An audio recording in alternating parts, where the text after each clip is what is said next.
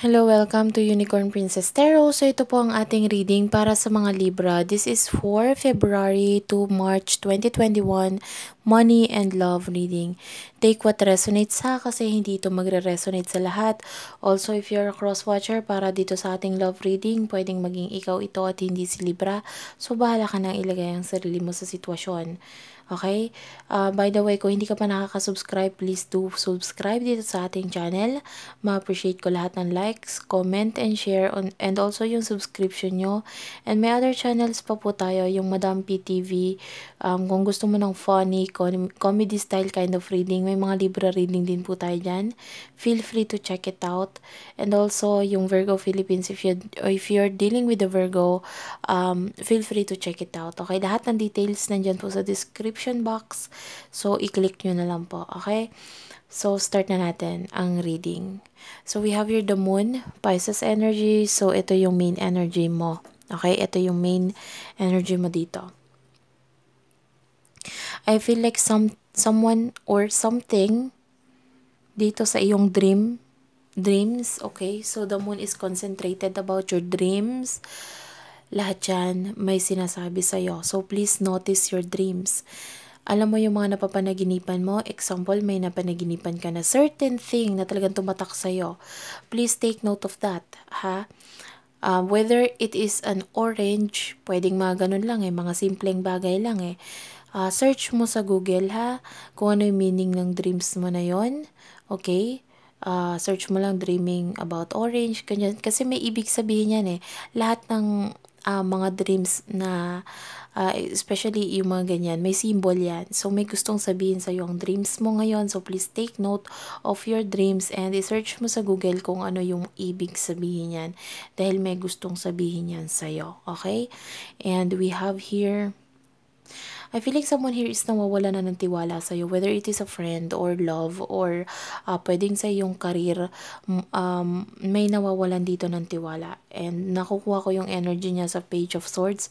By the way guys ibabalance natin ang reading. So magjo-jump ako from money, mapupunta sa love, and then from love, money, ganyan, salitan po. Yung left ang ating money, yung right yung ating love.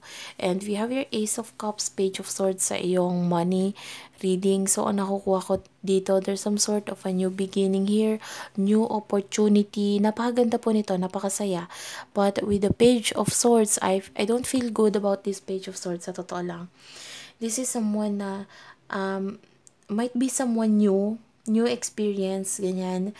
Pero, alam niya kung anong intention niya or gusto niyang mangyari sa'yo I don't feel good about this Page of Swords. Maaring, meron siyang intention na hindi maganda.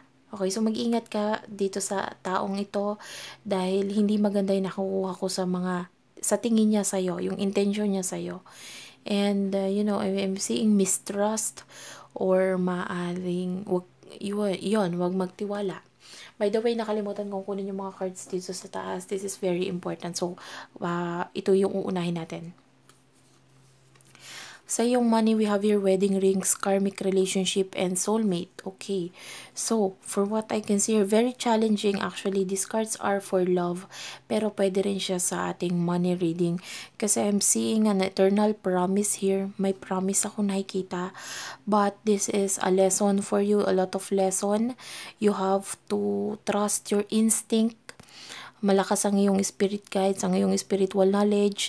I-trust mo kung ano man yung ipinapakita sa'yo ng dreams mo. Kung wala ka, pakutob mo. Hindi mo pinagkakatiwalaan yung mga taong to. Ganyan, ha? Especially this Page of Swords. Ay, wag mong basta-basta ibibigay or kung ano man itong mga bagay na ipagkakatiwala mo, wag mo ipagkatiwala ng buong buo. Especially if it has something to do with contract, partnership, agreement, ayan. Wag kang basta-basta magtitiwala. Alamin mong mabuti at saka kung meron pang ibang tao na pwede mong pagkatiwalaan, kung hindi ka lagay ang loob sa kanya, ay wag mo ibibigay. Especially if this is a project na maaaring sasabihin niya sa'yo, sige, ako na, ganyan. Sasabihin sa'yo ganyan. This is just an example, ha? Pero alam mo naman sa sarili mo kung ano itong eto, not ka-connect. Kung sino itong taong to na medyo may kaduda-dudang attitude pagdating sa'yo, pagdating sa workplace mo, especially kung this is someone new or maybe new job and then bagong kakilala, ganyan. Medyo mag-ingat ha, doble ingat kasi hindi mo masasabi. Lalo na ano siya eh, parang siya yung tipo ng tao na, okay, aalamin niya lahat and then once na may nag-gather na siyang idea, sa kanya isisiwalat. Parang hindi siya talaga pagkakatiwalaan. So, take note of that person. And we have your ascending. Yung iba kasi sa inyo, pwedeng may someone new from your workplace, new classmate, new person na ito nakakilala ito na maaaring mapalagay ang loob mo, kunin ang loob mo, and maaaring ipakita sa'yo na this is a friend, pero I don't feel like this is a friend at all, okay? Maaaring nandyan lang siya sa kasayahan, sa kaligayahan, pero pagdating sa sisihan or sa nandyan na sa nagtuturoan na, this person ilalaglag ka niya, okay?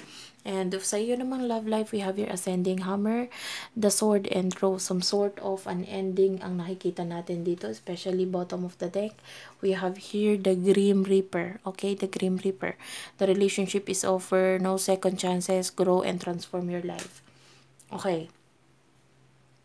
For some of you na pwedeng recently lang nag-break up or recently lang nawala itong person na ito sa'yo, you have here the sword and rose, some sort of clarity, truth, revelation. Protektahan mo yung sarili mo by leaving this person behind. A lot of moving on ang nakikita ko dito. And I feel like with the hammer, you have to rebuild yourself. Ayusin mo yung sarili mo. Notice your health ha. Kasi maaaring isa ito sa nakaka-apekto sa relationship mo. Kaya hindi ka na, sabihin na natin hindi full ang binibigay ng pagmamahal or pagtingin sa'yo nito, ng tao nito. If you're thinking of someone ay hindi niya may bigay sa'yo. If you have a crush, maaaring hindi niya may balik sa'yo yung kind of crush na, I mean your love, like na ganyan, na gusto mo. It is because medyo may mali dito. You have to take good care of your health. Okay? Maaaring nakikitaan ka niya ng parang negativity sa iyong katawan. So, if you need to exercise, have this diet, parang ganyan, proper eating, do that kasi nakikita ng person mo na you're not fit, parang ganon. Parang sabihin na natin nag-increase ka ng weight, okay, for some of you. And we have your ascending, a lot of obstacle na nakaka-apekto sa iyong love life ngayon. Ang unti-unti nang masusolusyonan or maiaalis. And yeah, you might be dealing with the Queen of Wands. Nakukuha ko yung energy dito ng person mo. This is someone who is so beautiful ha. Masyado naghahanga ditong person na ito. With the 10 of Cups, gusto niya ng completion, happy family. You know, kung medyo grown up na naman na kayo, gusto ng person mo ito. Kaya lang, I don't feel good dito sa person mo sa ngayon. Kasi medyo mataas ang pride, ganon. Yung maaaring laging dapat siya yung tama, siya yung masusunod. Yeah. And a lot of self-confidence. Mataas nga ang tingin niya sa sarili niya. So, but we have your 10 of Cups. Gusto naman niya ng completion. Gusto niya ng happiness. But, you know, hindi ko siya nagugustuhan yung energy niya sa ngayon. And bottom of the deck, we have your Queen of Pentacles. I feel like you have a lot to offer or willing kang i-offer lahat or ibigay itong mga, sabihin na nating love na ito. But, you know, we have your King of Swords. I don't feel like you are so sure about what you are doing. Maaring nagra-rush ka lang na decision or pagbibigay ng mga bagay na yan. Kasi parang sabihin na natin na pasubo ka, ganun. Pero you're not so sure kung whether ibibigay mo ba talaga or hindi. Kaya lang binibigay mo talaga ng buong buo. Pero sabihin na natin, magpakasigurado ka muna, okay? Bago mo ibigay ang lahat. Yun ang pinaka-advice sa'yo dyan. Pagdating sa yung money, we have your 8 of Cups and reverse 6 of Swords. For what I can see here, okay. There's fear of, parang fear of loss, pero napakasama ng timing eh.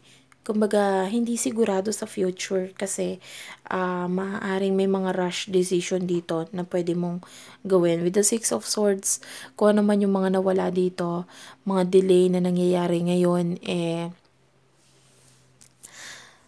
you have to let it go. I mean, wag mo masyadong isipin kasi ang dami mong worries, okay, mga takot, lalo na kung may mga farewell na nagaganap. I don't know if you're having this farewell party. Some of you, pwedeng may mga ganon, may pag-alis. So, may mga takot akong nararamdaman dito. Pero, with the Eight of Cups, it is telling you na parang there's a new future waiting for you. Huwag kang matakot sa mga mawawala. Maaaring pangit ng timing, especially pandemic ngayon. So, kung ano man itong mga mawawala na ito, kung hindi ka sigurado sa magiging future mo, it is telling you with the Three of Wands in reverse na there's this delay lang, frustration, obstacle, paglipat, ganyan. Pwedeng may paglipat, pagpalit ng business, something new. Pagpalit ng negosyo, pagpalit ng trabaho. But we have here Temperance in reverse. I feel like this is some kind of a waiting, pero medyo natatagalan yung paghihintay. Pero it is telling you na maghintay ka lang. Huwag tayong masyadong magmadali or sabihin na nating mag-expect masyado. Kasi maaaring nangyari yan because that is a lesson for you. And yun nga, especially kung magtitiwala ka with the Page of Swords, kasi nakikita ko yung iba sa inyo, siya yung magiging dahilan ng lahat kung bakit magkakaroon ng pagkawala dito, pagkawala ng job, pagkawala ng career, pagkawala ng business, is because of this person, the Page of Swords. Kaya mag-ingat ka talaga sa kanya dahil nakasalalay dito sa taong to yung pagkawala ng mga mawawala sa iyo ngayong February to March 2021. And yun nga, I don't guarantee yun na may kapalit agad na bago. Kasi medyo kailangan mo maghintay dito. And you're being impatient. Okay. So, para dun yon sa mga hindi, kumbaga, para dun yon sa mga mahuhulog sa patibong ni Page of Swords. Pero para dun sa hindi, makakapag-ingat ka. Nagkaroon ng pag-iwas dito, hindi lumagay ang loob mo dito sa taong to, and hindi nangyari yung mga ito. Maganda ang sinasabi dito kasi for what I can see here, there's a new future waiting for you. Medyo may mga sakit ka lang na mararamdaman, pero yung obstacle, malalagpasan mo yan. Kasi may nakita ko kaninang ascending, ayun, ascending, and nakukuha ko pa rin siya. Nakikita ko pa rin siya dito, parang connected siya, although nasa love reading yon, connected, nakukonect ko siya dito, nakukuha ko siya dito, nakikita ko dito sa energy niya, yung parang yung mga obstacle na nakaharang ay unti-unting mawawala. Okay, pagdating naman sa yung love life with the Five of Cups in the reverse and Knight of Swords, okay, for what I can see here, some sort of acceptance. So,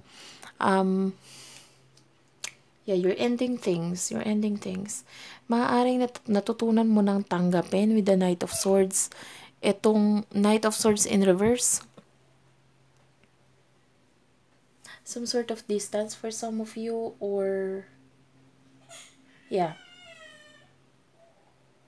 I don't know, it has something to do with the Queen of Wands kasi maaaring kung ano man yung mga pag-uugali or yung attitude nitong person na ito, natutunan mo ng tanggapin, and with the, or yung mga nawala sa'yo, natutunan mo ng tanggapin. And with the Five of Pentacles and in reverse,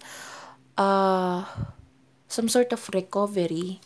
So maaaring kung ano man itong nawala or mga pag-aaway na ito, kasi pwedeng nagkaroon ng mga pag-aaway or gulo nitong mga nakaraan, natutunan ng itong ma-accept dito, some sort of poverty ang nakikita natin dito, but you know, nakaka-recover na, medyo mahirap lang, medyo na undergoing crisis, ganyan. But with the Fool in reverse, I feel like merong paghihintay na nangyayari. Kumbaga, hindi mo na sumusubok dun sa mga bago. So, sa love life mo, kung may new person involved dito sa situation, I feel like you're still staying dito sa taong to kasi natutunan mo nang tanggapin kung ano yung mga meron sa'yo ngayon, and wala mo nang rush decision na nangyayari or mga rush na mga pagsugod or pagpapalit ng ideas, walang ganon. So, nakukuha ko yung energy mo na you're like staying dito sa other person, dito sa person na ito. Pwedeng may other person involved pero mas nakukuha ko yung pag-i-stay mo. Although, some sort of truth is coming, so may mga katotohanan na pwedeng mangyari dito. So, ang pinaka-advice sa'yo dito actually is to have this, the moon. Notice your dreams, yung kutob mo, yung spiritual knowledge mo, dyan ka mas maniwala, okay? Kasi yung iba sa mga sinabi ko, pwedeng hindi ka nag-resonate, pero dito magre-resonate ka. Dito, okay? Notice your dreams. i-search mo sa Google yung mga signals, yung mga sign ng dreams mo. Halimbawa na naginip ka na may binigay sa yung something, binigyan ka ng pusa, binigyan ka ng aso, etc.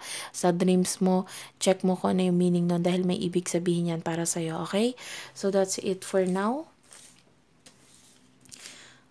Libra, thank you for watching. I hope naka-resonate kayo. Please do like and subscribe to our channel.